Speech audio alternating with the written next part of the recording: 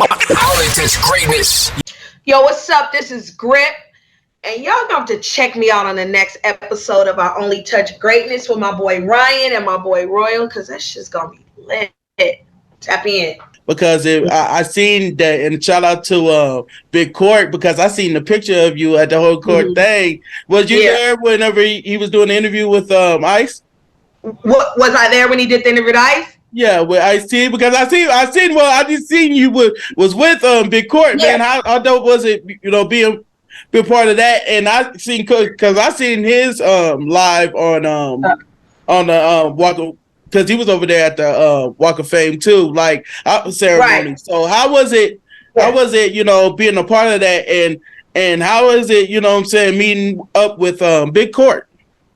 Man, that shit was lit. So I wasn't there when Ice did his episode, but he is like he's an honorary syndicate member. We love Big Court. He's really like a close friend of like our family, so to speak. Because at this point, like we're kind of, it's been 30 years, damn near, so we're like family. You know what I'm saying? Mm-hmm. Like us, especially the original syndicate members. They're like all my uncles and whatever. Anyway. Right. So it's like inducted into that, and we love him. And Tisha, Big T, Ice's daughter, was just like, I want you to go on there. And she called him. He was like, sure, come down or whatever. And Ice, vouched for me, was like, yeah, put her on or whatever. And it was lit. It was so much fun. I mean, we touched on the interview. We talked about like women's issues and all type of shit, not even just music. So it was lit.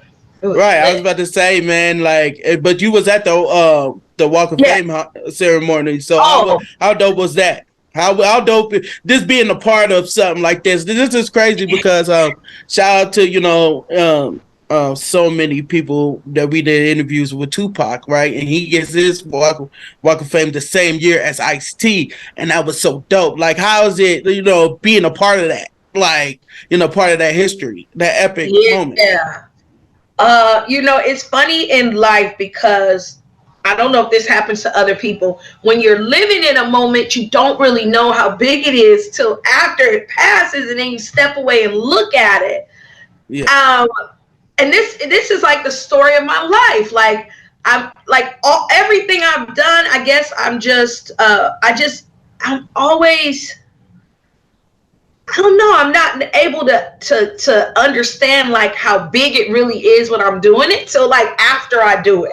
So the Walk of Fame, we were very happy and excited, but it was like, for us, especially like as women, it was like we were concentrating for days. Like, what are we gonna wear?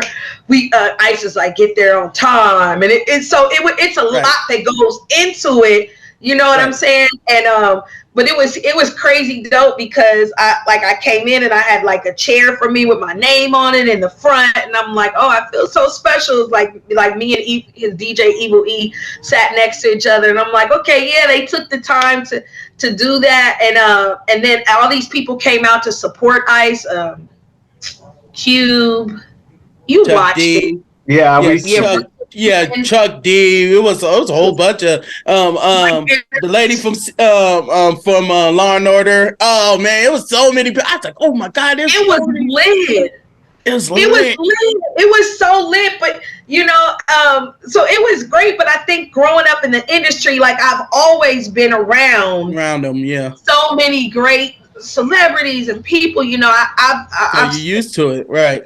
Yeah, I'm just kind of used to it. I've talked to Tupac. I've met Aaliyah. Like I've met Eazy-E. I've conversated with these people. So for my life, it's like I'm trying to top different moments. You know what I'm saying? I was about to say, man, you just sparked it on it. Hey, you sparked it on the brain. How was it just talking to Tupac and Aaliyah? Aaliyah just had like a passing not too long ago. Like how dope was that? How dope was that just to talk to a humble girl, like baby girl? You know what I'm saying? That was one of my first crushes. Like when I used to watch the At Your Best, Let Me Know with that shit. Like I used to be like, oh yeah, I can't wait.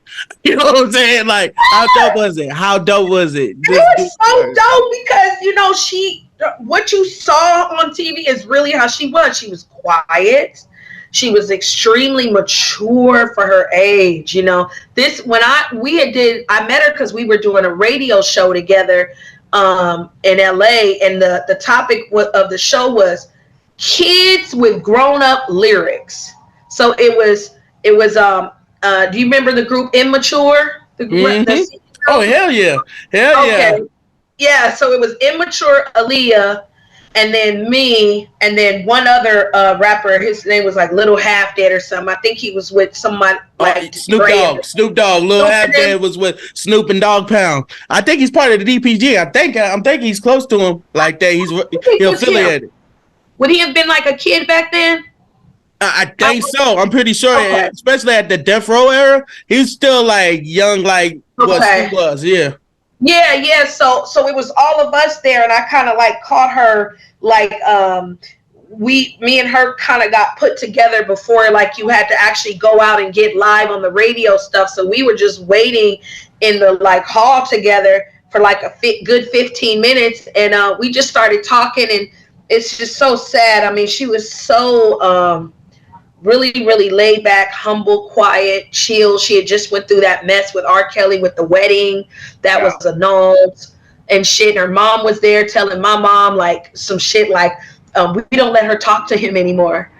And my mom's, like it's surreal. And and I just remember her being very, very, a lot more mature for her age than I was. So you could tell she had lived. Right. And definitely they bring it up on that Hip Hop Treasures that you're talking about, Prince. The third episode is DMX, and they go find the car. They go back to the car. Yeah, they went back. What happened was they went back to they're trying to get artifacts like they did with the Coolio and the Ice-T episode. They're trying to get iconic moments, you know what I'm saying, from their past, you know what I'm saying, that was truly, you know, iconic, you know, for every era, you know what I'm saying.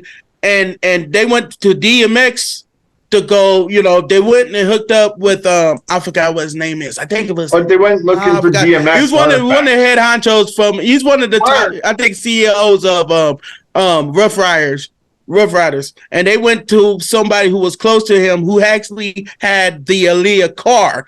You know what I mean?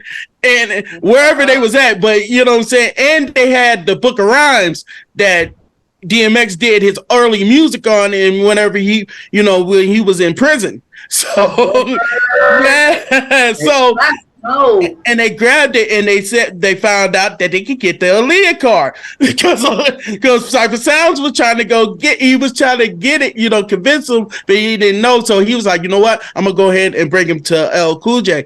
Cool J tell him like, yo, man, we need this car for the, you know, the museum because they're working on the museum. And that's what he's talking about. He's talking about the Aaliyah car that was actually in the magazine of DMX. You know what I'm saying? That's DMX's lowrider.